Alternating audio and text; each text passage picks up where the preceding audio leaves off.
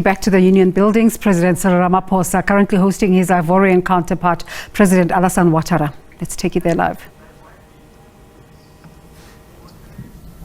Your Excellency Ambassador Zakaria Kone, Ambassador of Côte d'Ivoire to the Republic of South Africa, Your Excellency Ambassador Zolani Mchochisa, Ambassador of South Africa to Côte d'Ivoire, Honorable Ministers and Deputy Ministers on both sides, senior government officials, and ladies and gentlemen. On behalf of the government and the people of the Republic of South Africa, I would like to extend a very warm welcome to you, President Ouattara, and your delegation. Let me thank you for honoring our invitation to come to visit us here in South Africa. Your visit to our shores is evidence of the importance we attach to strengthening our bilateral relations between South Africa and Côte d'Ivoire. I recall with fondness my state visit to Côte d'Ivoire in December of last year, which did much to deepen trade and investment relations and build a stronger bond between our two peoples. A new era of cooperation has been established between South Africa and Côte d'Ivoire. And indeed, it is a wonderful era of cooperation, of working together, trading, and investment between Côte d'Ivoire and South Africa. Your visit today is an opportunity to review progress on the implementation of the agreements and memoranda of understanding we signed in Côte d'Ivoire in December in 2021. It is also an opportunity to consider new agreements to further strengthen bilateral cooperation and review the implementation of economic projects that we have identified between our two nations. Since my visit to Côte d'Ivoire, much work has been done to implement the agreements.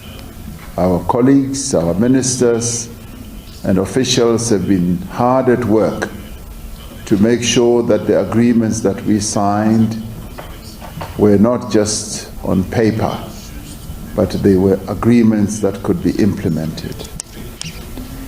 I've been informed that the departments of our two countries have been engaging each other constantly with a view to deepening our bilateral relations, and this we should welcome. I'm pleased to note that our ministers of foreign affairs shared information and exchanged views on matters of mutual interest during their political consultations earlier this month. This is a signal of our shared commitment and confidence that we will be signing a further 6 agreements to further strengthen our bilateral relations. We will be signing memoranda of understanding in areas of transport, social development, social inclusion, forestry and wildlife, sports and economic cooperation. We will also be signing a memorandum of understanding on cooperation between our two respective schools of government. We are encouraged by the fact that despite the challenges that were posed by COVID-19, bilateral trade between South Africa and Côte d'Ivoire has been on the upward trajectory. over the last 3 years, the value of South African exports to Cote d'Ivoire has increased by almost 25%, which is a truly admirable rise of trade. The value of South African imports from Cote d'Ivoire has increased by more than 200% over the same period. This is definitely progress. While this increase is from a small base, it is clear that there is huge potential to increase bilateral trade between our two countries. We welcome the commencement of the flights of Air Cote d'Ivoire between Johannesburg and Abidjan, which started on the 1st of July. This is going to enhance people-to-people contact. It is going to enhance our tourism. It's also going to enhance our business dealings between the two countries. This route will contribute to increase the traffic between our two countries, but more importantly, also to the West African region. In turn, this will contribute to the growth of our respective economies. With the entry into force of the agreement on the African Continental Free Trade Area, I expect the volume of trade to further increase between our two countries. The portfolio of investments in Cote d'Ivoire by South African companies continues to increase and increases quite rapidly. This includes significant investment and financing by institutions like the Development Bank of Southern Africa, the Rand Merchant Bank, as well as Nedbank. Among others, South African companies have become very active in the telecommunications, broadcasting, banking, and insurance sectors in Cote d'Ivoire. This lives up to the intent that you and I had to open not only the doors of trade, but also of investment in our respective countries. We believe that there is great opportunity for South African companies both at the state-owned enterprise level as well as those that are privately owned to support the priority sectors identified in the Ivorian National Development Plan of 2021 to 2025. These include sectors such as agriculture, mining and oil and gas, electricity, transport, and the logistics industry as well.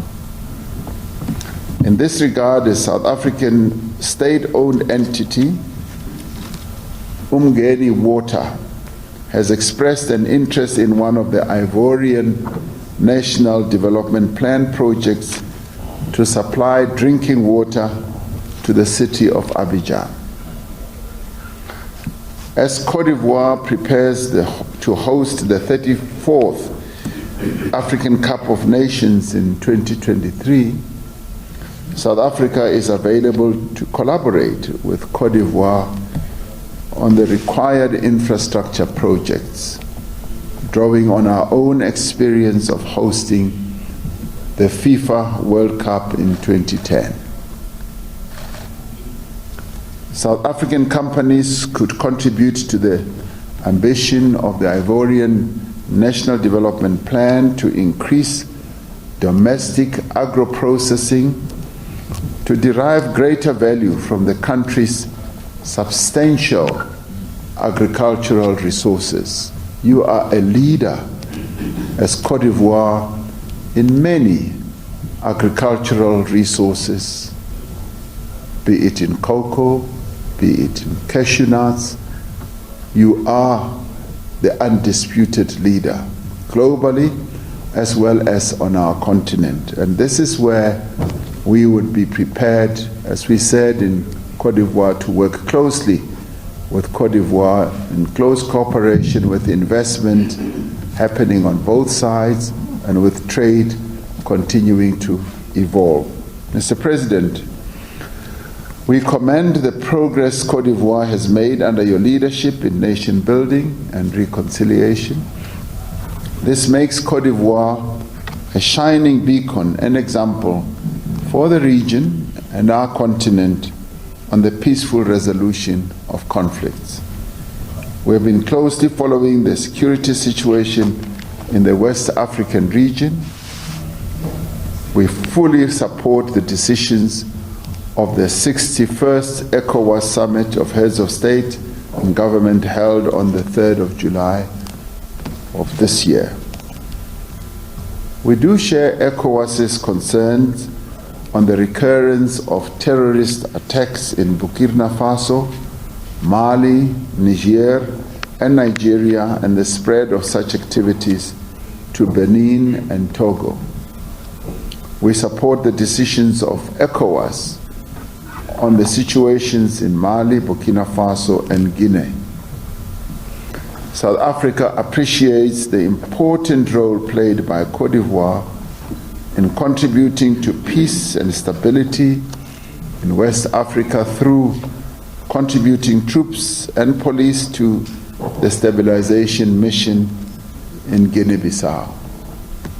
South Africa is ready to provide support to Côte d'Ivoire within the framework of the Defense Cooperation Agreement that we signed in December 2021. Our ministers of defense must urgently finalize plans on defense industry cooperation, identification of training needs, and other possible areas of cooperation. It is significant that this state visit takes place as we mark 20 years of the African Union since it was formed in July 2002 in Durban, here in South Africa. The 20th anniversary of the African Union presents an opportunity for a reflection on Africa's path to prosperity and peace and on the road ahead. We remain firm in our commitment to unity, solidarity, and cohesion as we work for a better Africa, and indeed as we work together as well for a better world. We must intensify our efforts to realize the Africa that we want by 2063. Within the global governance system, South Africa will continue to defend and promote the primacy of the United Nations in resolving the many challenges facing the international community, including the areas of peace and security, sustainable development, as well as human rights. Finally, I wish Côte d'Ivoire well in the upcoming 2022 FIFA World Cup in Qatar. I also wish Côte d'Ivoire well and the very best with its preparations to host the 34th Africa Cup of Nations in 2023. President Ouattara, my good friend, it's a joy to welcome you here to South Africa. Thank you very much. Thank you so much. Thank you. Thank you so much. Thank you. Over to you. To press the button.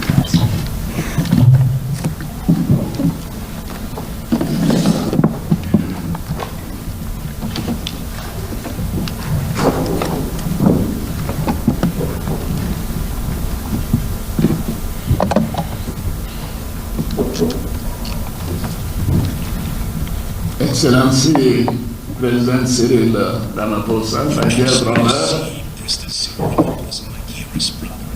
ministers of the government of South Africa and of the presidency, ministers of the presidency of Côte d'Ivoire, ministers of the government of Côte d'Ivoire, Excellency, dear ambassadors, Mr. President, my good friend, I would like to express my gratitude for the warm welcome and all the facilities extended to my delegation and myself since our arrival in your beautiful country. This is not our first trip to South Africa, to Pretoria, but this is our first official visit. And I would like to tell you how proud the Ivorian people are to be received, to have been received by you for a state visit in this important and brotherly country. So thank you again for your hospitality. Thank you to the people of South Africa. Mr. President, let me reiterate my heartfelt condolences to you and to the people of South Africa on the passing of Mrs. Jessie Duarte, who passed away on July 17 this year. She was a great leader, close to you and to President Mandela, to Madiba, who has spent her entire life fighting for freedom and advocating democracy alongside Madiba and yourself.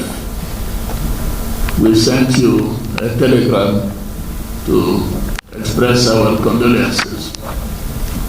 Mr. President, I would like also to renew my condolences to you and the solidarity of the people of Côte d'Ivoire, to the people of South Africa, following the massive destructions and the death caused by the flooding in KwaZulu-Natal, as well as the shootings in the same province, East London, and in the Gauteng region.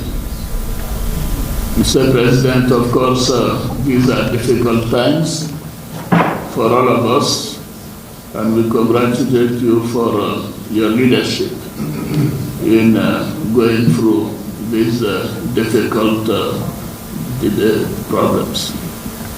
My dear brother, I recall with great pleasure your state visit to Côte d'Ivoire in early December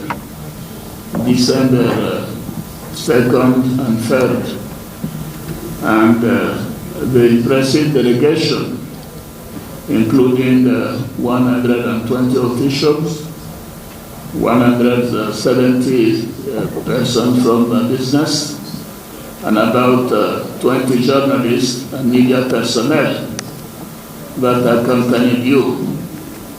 This was a great honor for my country and a special honor for me to receive you in Abidjan, the land of Ivorian. Mr. President, this was a memorable visit, and all Ivorians are so proud that among the countries that you visited, Côte d'Ivoire was among them. And as you recall, despite the problem of the Omicron virus that your scientists discovered, we called you to say that you're welcome in Côte d'Ivoire, your country. And I would say that your state visit is already producing impressive results, as the volume of trade between our two countries has increased not only during the past 3 years, and even more during the first semester of 2022. And I'm convinced that the 9 agreements signed in December 21 in Abidjan on the occasion of your state visit, and with those which will be signed today will go a long way toward strengthening the already excellent relation and cooperation between South Africa and Cote d'Ivoire. The cultural and business links between Cote d'Ivoire and South Africa will be immensely reinforced by Air Cote d'Ivoire, which started on July 1st, 2022, for weekly flights between Abidjan and Johannesburg. So thank you for having implemented quickly the decisions that we made in Abidjan on this occasion.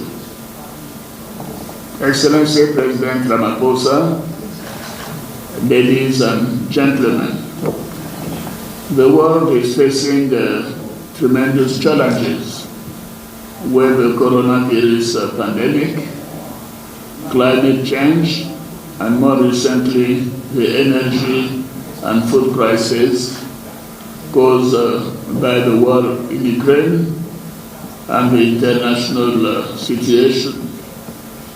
In this regard, President Ramaphosa, I would like to commend your leadership, advocacy, and the concrete proposals you made in June 2022 at the G7 Leaders Summit to address the climate change, health and energy, and food security challenges faced by African countries. African countries, for the most, are very fragile states, and it's clear that the international situation is making the economic situation more difficult and probably could have social and political consequences in many countries. So it's important to stress, as you said, that the world needs peace, and we know what you are doing to promote peace not only in the sub-region and the continent of Africa, but across the world. Cote d'Ivoire will always be a partner for peace, and we encourage you and we congratulate you. On the bilateral front, I would like to thank you for the business forum organized during this state visit to encourage business people from our two countries to explore investment opportunities. I'm convinced that these meetings will increase not only the volume of trade between our two countries, but investments by South Africans in Cote d'Ivoire and by Ivorians in South Africa. My dear brother, once again, I would like to thank you for your warm hospitality. I'm looking forward to continuing our discussions and to visiting your beautiful country as often as possible. Thank you again for this immense hospitality to my delegation and myself. Thank you very much, my dear brother. Thank you so much. Thank you. Really appreciate this. Thank you. Thank you very much, President Ouattara. We are now going to wait for our friends in the media who have informed us that they want to get busy with a few other things and also to rest. So they said we should allow them an opportunity to go and rest a little bit and take a siesta. will allow them to do that.